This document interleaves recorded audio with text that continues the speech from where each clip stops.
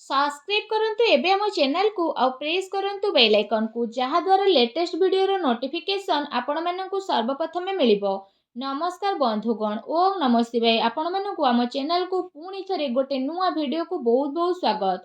Friends, आज video रे आमे आपण मानकु कहिबाकु जाउछु आगामी 5 दिन रे आपणकर कुंडली रे हेबा पई जाउछि महा परिवर्तन। आगामी 5, 6, 7, 8 और 9 तारिख रे आपणक जीवन रे बहुत बड़ परिवर्तन आसीबो।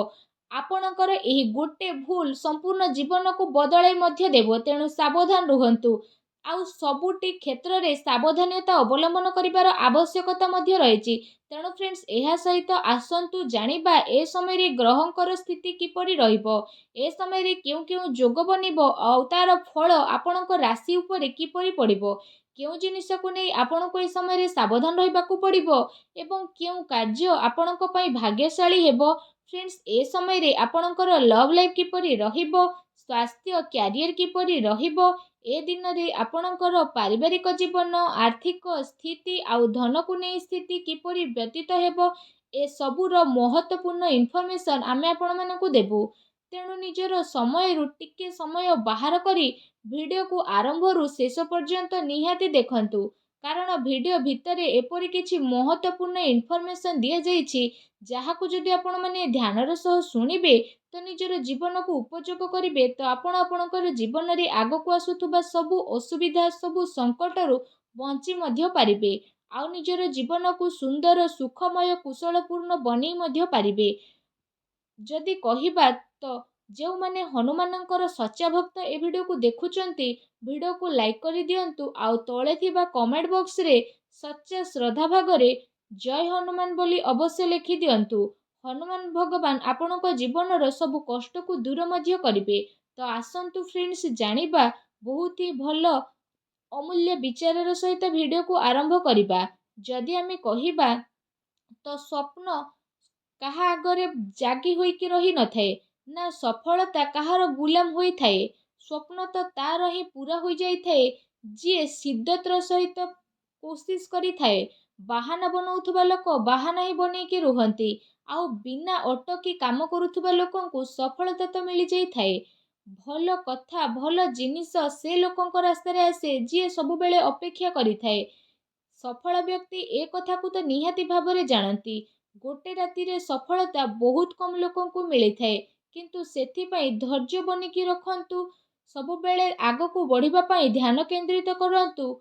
आपनकु जहाँ भी मिलुछि सेथिरे खुशी रुहंतु, हारिबाकू स्वीकार करबा पाई चेष्टा करंतु, कारण समस्तंकर बीतीथिबा काली रे एपरि किछि स्थिति रही थाए जेबे आमे हालात रे मौजूद थाउ तो आमे जहाँ करबा पाई चाहथाउ से सबु करि पारुनु।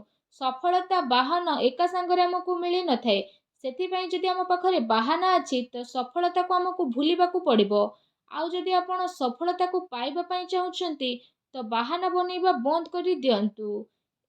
कथाटी बुझी जाइछंती तो वीडियो को लाइक करंतु और तळे थिबा कमेंट बॉक्स रे लिखि दियंतु जय ही श्री कृष्णा। तो फ्रेंड्स, आउ गोटे कथार आपण ध्यान रखंतु, आगो को आसुथुबा ए आगामी 5 दिन रे नकारात्मक ग्रहर प्रभाव कारण आगो को आसुथुबा क्रोध बा राग आपणकर जीवनर नौका को बुड़ाई पारे, आपण को असुविधा रे मध्य पकाई पारे। क्रोध तो एकेला आसी थाए, किंतु निज सहित सबु किछि नेकी मध्य जाए, सेथिपाई बहुत ही संभालिकी आपण रुहंतु। कौनसी कंपटीशन रे भाग नेबार मौका मिलुछि तो भाबी चिंती कि नियंतु। ऑफिशियल काम आपणकर बनिबो, ता सहित पेंडिंग कार्य को आपण पूरा करिबारे मध्य सफल नजर आसीबे।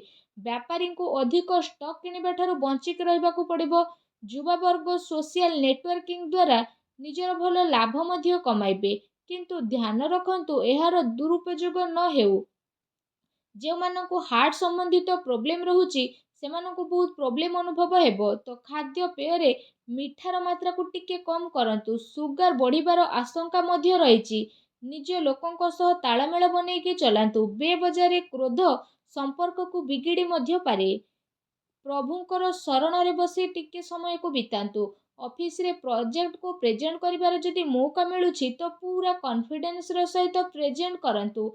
इलेक्ट्रॉनिक सामान रे व्यापार करुथुबा लोकंकु अच्छा खासा लाभ प्राप्ति हेबो। विद्यार्थी वर्ग सजग होई रुहंतु। କୌଣସି ବିଷୟକୁ ନେଇ ଯଦି ଆପଣ ଅସୁବିଧାରେ ଥିଲେ ତ ମିତ୍ରଙ୍କ ସହ କଥାବାର୍ତ୍ତା କରି ସେ ସବୁକୁ ସୁଲଝେଇବାକୁ ଚେଷ୍ଟା କରନ୍ତୁ। ଦାନ୍ତରେ କିଛି ଆପଣଙ୍କ ପ୍ରୋବ୍ଲେମ୍ ଯଦି ଥାଏ ତ ଡେଣ୍ଟାଲ୍ସଙ୍କର ପରାମର୍ଶ ନିଅନ୍ତୁ। ଲାପରବାହୀ ଆପଣଙ୍କୁ ହଇରାଣ କରିପାରେ। ଚିକଣା କଥାକୁ ନେଇ ଆପଣ ଅସୁବିଧା ହୋଇପାରନ୍ତି। ବାତଚିତ ସମୟରେ ସାବଧାନ ରହିବା ପାଇଁ ଚେଷ୍ଟା କରନ୍ତୁ। ଗୋଟେ ଜ୍ଞାନ ବିଷୟରେ ଆମେ ଯଦି ଦେବୁ ତ କେହି ଆପଣଙ୍କର କାମରେ ଆସୁ ବା ନ ଆସୁ ଏ କଥାର ଗ୍ୟାରେଣ୍ଟି ନାହିଁ, କିନ୍ତୁ ଆପଣଙ୍କର ପଡ଼ୋଶୀ ଆପଣଙ୍କର କାମରେ ଆସିବେ ଏ କଥାର ବି ଗ୍ୟାରେଣ୍ଟି ନାହିଁ। ଆପଣଙ୍କ ସମ୍ପର୍କୀୟ ମଧ୍ୟ କାମରେ ଆସିବେ ଏ କଥାର ଗ୍ୟାରେଣ୍ଟି ନାହିଁ। କିନ୍ତୁ ଆପଣ ଯାହା ସଞ୍ଚୟ କରି ରଖିଛନ୍ତି, ଆପଣ ଯାହା ଟିକେ ଟିକେ ବଞ୍ଚେଇକି ରଖିଛନ୍ତି ତ ସେ ସବୁ ଆପଣଙ୍କର ଆଗକୁ କାମରେ ଆସିବ। କାରଣ କୁହାଯାଏ ଏମିତି, ଯଦି କିଛି ବଞ୍ଚେଇକି ରଖିବେ ତ ଆଗକୁ ଏହା ଆପଣଙ୍କର ଜମାପୁଞ୍ଜି ହେବ। ତେଣୁ କାହା ଆଗରେ ଆପଣଙ୍କୁ ଆଉ ସମଝୋତା କରିବା ପାଇଁ ପଡ଼ିବ ନାହିଁ। ଆଗକୁ ଆସୁଥିବା ଏ 5 ଦିନରେ ଏ ପ୍ରୟାସକୁ ନିହାତି ଭାବରେ ଆପଣ ଯଦି କରିବେ ତ ଆପଣ ଆପଣଙ୍କର କରଜକୁ କମ୍ ମଧ୍ୟ କରିପାରିବେ। ନଚେତ୍ ବାଦ ବିବାଦରେ ଆପଣ ପଡ଼ି ମଧ୍ୟ ପାରନ୍ତି। ଚାକିରି ପେଶାରେ ଜଡ଼ିତ ବ୍ୟକ୍ତିବିଶେଷଙ୍କୁ କମ୍ପାନୀ ଦ୍ୱାରା ଫୁଲ୍ ପ୍ୟାକେଜ୍ ମଧ୍ୟ ମିଳିପାରେ। ତା ସହିତ ଯଦି ଆମେ କହିବା ଧ୍ୟାନ ଦେବାର ଏହା ରହିଛି କି ଆପଣ ଯେଉଁ ବ୍ୟକ୍ତିଙ୍କ ସହ ବହୁତ ଅଧିକ ଆଶା ଲଗେଇକି ରଖନ୍ତି ସେ ଆପଣଙ୍କ ଜୀବନକୁ ଭଲ ବନେଇବେ, ପରିବର୍ତ୍ତନ ମଧ୍ୟ ନେଇକି ଆସିବେ ଆଉ ଆପଣଙ୍କର ଦୁଃଖର ମଧ୍ୟ କାରଣ ବନିବେ। ତେଣୁ ଆପଣ ସାବଧାନ ରୁହନ୍ତୁ। ଅଧିକ ମୋହ ମାୟାରେ କାହା ଉପରେ ଆଶା ରଖନ୍ତୁ ନାହିଁ।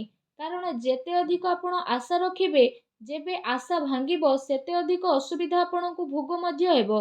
ଆପଣଙ୍କ ଘରେ ମାଙ୍ଗଳିକ କାର୍ଯ୍ୟର ଆୟୋଜନ ମଧ୍ୟ ହୋଇପାରେ। ମନରେ ପ୍ରସନ୍ନତା ମଧ୍ୟ ବନିବ। ସୁଖଦ ପରିଣାମ ଆପଣଙ୍କୁ ଖୁସି ଦେବ। ଅଳସୁଆ ଅଧିକ ଜ୍ଞାନକୁ ବଢ଼େଇବାର ନାହିଁ। ଅଫିସିଆଲ କାମ କାର୍ଯ୍ୟର ପ୍ଲାନିଂ ଆପଣ ପୂର୍ବରୁ ହିଁ କରିନେବେ। ଅଚାନକ କାମ ବଢ଼ିବାର ଆଶଙ୍କା ମଧ୍ୟ ରହିଛି। ଆଇଟି କ୍ଷେତ୍ରରେ ଜଡ଼ିତ ବ୍ୟକ୍ତିଙ୍କୁ ପ୍ରୋଜେକ୍ଟ ମଧ୍ୟ ମିଳିପାରେ।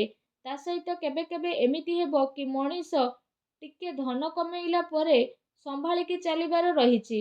ତାପରେ ଆପଣଙ୍କୁ ଲାଗିବ କି ଆପଣ ପୁରା ଦୁନିଆକୁ ଜିତି ନେଇଛନ୍ତି। ଯଦି ଆପଣଙ୍କ କାର୍ଯ୍ୟରେ ସଫଳ ହେବେ ତ ଆପଣଙ୍କୁ କେହି କୌଣସି କ୍ଷେତ୍ରରେ ଅଟକେଇ ପାରିବେ ନାହିଁ। ଯେହେତୁ ଆମେ ସାଧାରଣ ଇନସାନ ତ କେଉଁ କଥାର ଆମକୁ ଘମଣ୍ଡ ରହିବ। ସବୁ କାର୍ଯ୍ୟକୁ ଭାବି ଚିନ୍ତି ଆମେ କରିବା। ବିଦ୍ୟାର୍ଥୀଙ୍କର ସ୍ଥିତିରେ ମଧ୍ୟ ବହୁ ପରିବର୍ତ୍ତନ ଆସିବ। ଏମିତିରେ ଯଦି ଆମେ କହିବା ମନର ସଫଳତା ମଧ୍ୟ ଆପଣଙ୍କୁ ପ୍ରାପ୍ତ ହେବ। ବଚନକ ଭ୍ରମଠାରୁ ଦୂରେଇ ରହିବାର ଆବଶ୍ୟକ ରହିଛି।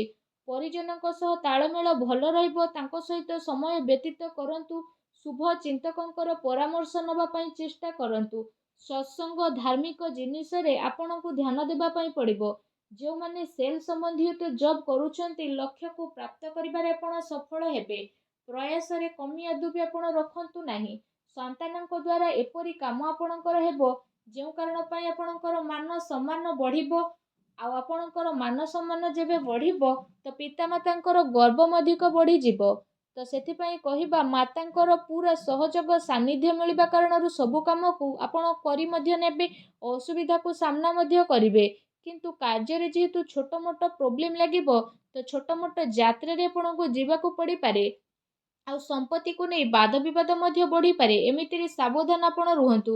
ଗୁପ୍ତ ଶତ୍ରୁ ଆକ୍ରମଣ କରିପାରନ୍ତି। ବିନମ୍ର ରୁହନ୍ତୁ। ଇମାନଦାରୀର ସହ ଚାଲନ୍ତୁ। ଭେଦଭାବର ସହ କାହାକୁ ଦେଖନ୍ତୁ ନାହିଁ। ଏମିତି କରିବା ଦ୍ୱାରା ଭଗବାନଙ୍କର ସ୍ୱୟଂ ଆଶୀର୍ବାଦ ଆପଣଙ୍କୁ ପ୍ରାପ୍ତ ହେବ ଓ ଆପଣଙ୍କ ଜୀବନ ଖୁସିରେ ମଧ୍ୟ କଟିଯିବ। ସବୁ ମନୋକାମନା ଆପଣଙ୍କର ଶୀଘ୍ର ହିଁ ପୂର୍ଣ୍ଣ ହେବ। କୁଣ୍ଡଳୀରେ ଯଦି ରାହୁ କେତୁ କିମ୍ବା ଶନିଙ୍କ ଦୋଷ ରହିଛି ତ ସବୁଦିନ ରାତିର ଶେଷ ରୁଟିରେ ତେଲ ଲଗାଇ କଳା କୁକୁରକୁ ଖାଇବାକୁ ଦିଅନ୍ତୁ। ଏପରି କରିବା ଦ୍ୱାରା ସବୁ ଅସୁବିଧା ଦୂର ହେବ। ତା ସହିତ ଘରେ ସୁଖ ଶାନ୍ତି ମଧ୍ୟ ରହିବ। ଯଦି ସମ୍ଭବ ହେଉଛି ସବୁ ଅମାବାସ୍ୟାରେ ଚାଉଳର କ୍ଷୀରି ବନାଇକି ରୁଟିର ଛୋଟ ଛୋଟ ଟୁକରାକୁ ସେ କ୍ଷୀରିରେ ଢାଳିକି ଆପଣ ଗରିବ ଲୋକଙ୍କୁ ଦିଅନ୍ତୁ। ଏପରି କରିବା ଦ୍ୱାରା ସବୁ ନକାରାତ୍ମକ ଶକ୍ତିରୁ ଆପଣଙ୍କୁ ବିନାଶ ମିଳିବ। ଶୁଭ ଫଳ ପ୍ରାପ୍ତି ହେବ। ଆଶା କରୁଛି ଆଜିର ଭିଡ଼ିଓଟି ଆପଣଙ୍କୁ ଭଲ ଲାଗିଥିବ। ଭିଡ଼ିଓଟି ଭଲ ଲାଗିଥିଲେ ଭିଡ଼ିଓଟିକୁ ଲାଇକ୍ଟେ କରନ୍ତୁ। ଆଉ ଯଦି ଚ୍ୟାନେଲରେ ନୂଆ ଆସିଛନ୍ତି ତ ଚ୍ୟାନେଲକୁ ବି ସବସ୍କ୍ରାଇବ୍ ମଧ୍ୟ କରନ୍ତୁ। ଧନ୍ୟବାଦ।